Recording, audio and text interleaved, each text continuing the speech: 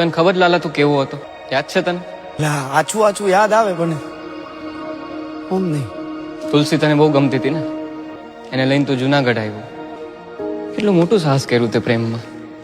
પ્રભુ એ ને 6 વર્ષ પહેલાની કેસેટ છે બધી, જૂની વાતો છે.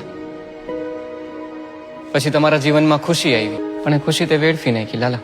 સમજ્યા કે તારા જીવનમાં મુશ્કેલી આવી છે જ્યારે ખુશીનું એક્સિડન્ટ થયું ત્યારે, પણ એના પછી તે શું કર્યું?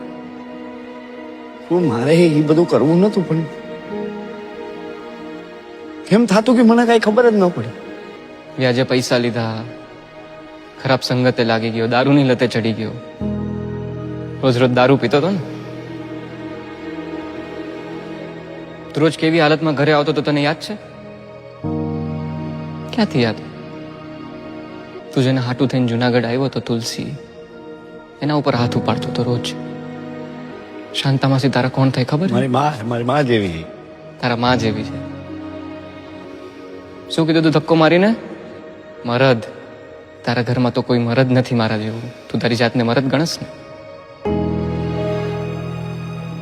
હલવાઈ ગયો હો આ ઘરમાં, નીકળી નથી હકતો. ઉભો ઉભો રોવે મરદ. મરદ ઉભો ઉભો રોવે છે. મરદ 2 દિવસ પહેલા મરવા પડ્યો હતો. લાલા તને શું લાગે છે કે મરવાથી બધું સારું થઈ જાય? સારું થઈ જાય? તું અહીંયા છો, અહીંયા હલવાનો છો, આટલા દિવસથી ગાયબ છો. ઘરે શું હાલત થઈ છે તને ખબર છે?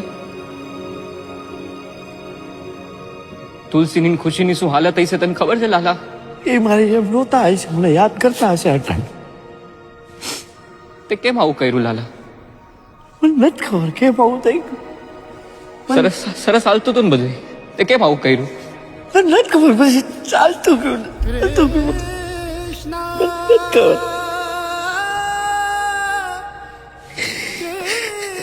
મમ્મી, પપ્પા ક્યારે આવશે? ઓલા પીહુના મમ્મી કહેતા હતા પપ્પા મરી ગયા. ના આવે, પપ્પા જીવે જ છે. તું જો આ પિંક કલર કેટલો ફાઇન છે, કરવા માંડતો.